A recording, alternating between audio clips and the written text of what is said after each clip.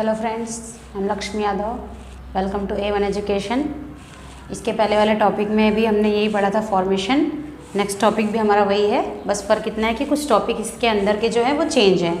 पहले वाले में हमने क्या पढ़ा था कि अगर हमें कोई वर्ड मिलता है जैसे और अगर उसके लास्ट में कॉन्सोनेंट साउंड है तो उसके लास्ट लेटर को हम क्या करते हैं, डबल करते हैं।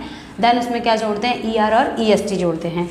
और दूसरा हमारा ये था कि अगर कोई वर्ड आपको मिलता है जो कि 2 सिलेबल है तो उसमें हम क्या ऐड कर रहे थे, मोर और मोस्ट। लेकिन कब ऐड कर रहे थे, वर्ड के पहले ऐड कर रहे थे। और यहाँ पे हम क्या करने वाले हैं उसके बारे में और डिटेल में जानने वाले हैं। वो और दूसरा है रेगुलर एंड इर्रेगुलर एडजेक्टिव्स। क्या है हमारा आज का मतलब मेन टॉपिक जो है वो है ये रेगुलर और इर्रेगुलर एडजेक्टिव।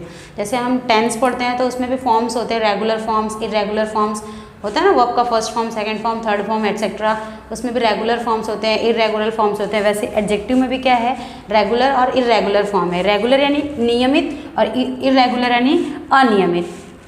तो नियमित वो होते हैं जिसका कोई एक फिक्स क्या हो, नियम हो, एक रूल हो, उसको हम क्या कर सकते हैं, फॉलो कर सकते हैं। क्या करने के लिए, डिग्रीज को बनाने के लिए। और इर्रेगुलर जो वर्ड्स है उसका कोई मतलब अपना नियम नहीं, बस वो क्या कर दिया गया है, फॉर्म कर दिया गया है और उसी वे में वो क्या किया जा रहा है, स्टडी किया जा रहा है। ठीक है, तो यहाँ पे लिखा है if the comparative and superlative. अगर कंपैरेटिव और superlative forms of an adjective can be form in ways shown earlier by adding ER और EST। जैसे कि इसके पहले हमने रूल्स कुछ पढ़े थे जिसमें हम लोग क्या कर रहे थे, ER और EST जोड़ रहे थे, तो वो हमारा क्या बन जा रहा था, एडजेक्टिव्स बन जा रहा था।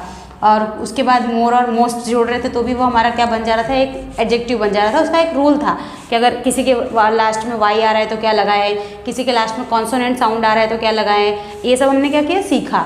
और उसमें क्या हो रहा था, जो भी हमने अब तक में सीखा है उसमें क्या हो रहा था, एक रूल अप्लाई हो रहा था, एप्लीकेबल थे वो सब। लेकिन ये जो रेगुलर, तो उसी को हम क्या कहते हैं, रेगुलर एडजेक्टिव्स। क्या कहते हैं, रेगुलर एडजेक्टिव्स।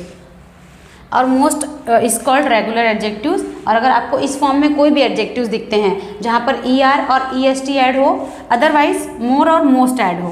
क्या ऐड हो, ER और EST, अदरवाइज मोर और मोस्ट। दैट मीन्स वो सब एडजेक्टिव्स हमारे किस में चले जाएंगे, रेगुलर एडजेक्टिव्स में चले जाएंगे। अब हम ये देखेंगे कि इर्रेगुलर एडजेक्टिव्स किसको कहते हैं। इर्रेगुलर यानी अनियमित है, जिसका क्या है, एक फॉर्म्स है, वो हमें क्या करना होता है, समझना होता है। तो इर्रेगुलर में ऐसा है, if the comparative and superlative forms of an adjective cannot be formed in the way of shown earlier।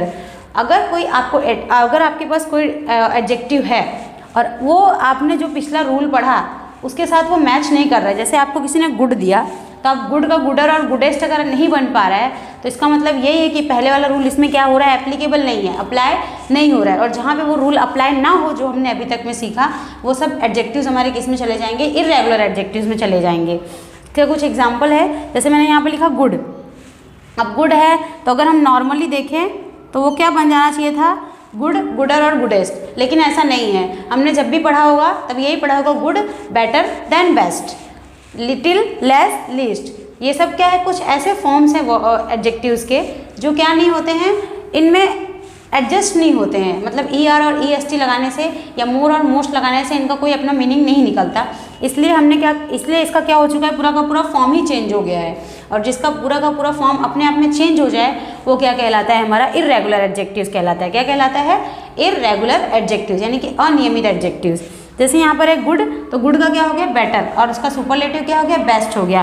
फिर यहाँ पर लिटिल, लेस और लीस्ट। गुड यानी हो गया अच्छा, जैसे मैंने बोला आई एम फीलिंग गुड, मैं अच्छा महसूस कर रही हूँ। फिर किसी ने बोला आई एम फीलिंग बेटर, मैं क्या कर रहा हूँ, बेटर महसूस कर रहा हूँ। अगर किसी ने बेस्ट बोला इसका मतलब वो कैसा फील कर रहा है, बहुत अच्छा फील कर रहा है।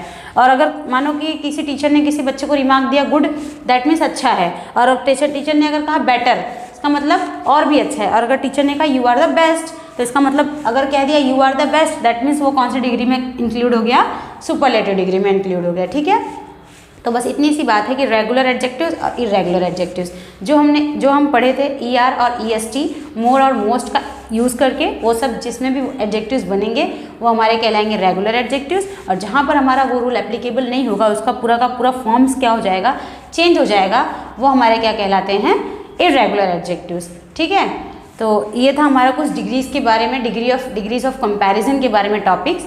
आपको कैसा लगा आप ये ज़रूर शेयर करें मेरे साथ कमेंट बॉक्स में। इसके सबसे फर्स्ट पार्ट में हमने यही पढ़ा कि डिग्री कितने टाइप्स की होती है। फिर उसके सेकंड पार्ट में हमने कुछ उसके रूल्स पढ़े। थर्ड पार्ट में भी हमने क्या पढ़ा, कुछ मतलब उसके आगे का क्या करते गए, हम कंटिन्यू करते गए। तो ये था हमारा आज का लास्ट टॉपिक एडजेक्टिव्स की डिग्रीज ऑफ कंपैरिजन के बारे में। अगर आपको कोई डाउट है तो आप मुझसे कमेंट बॉक्स में अपना डाउट शेयर कर सकते हैं, या फिर आपको कुछ बताना है तो वो भी बता सकते हैं। बस इतनी सी बात है कि रेगुलर और इरेगुलर एडजेक्टिव में कितना डिफरेंस है। जहाँ पे रूल्स एप्लीकेबल हो वो हमारे एडजेक्टिव्स कौन से हैं, रेगुलर, और जहाँ पे उसका क्या हो जाए, फॉर्म्स पूरा बदल जाए, वो हमारा क्या कहलाते हैं, irregular adjectives. I hope you all understand.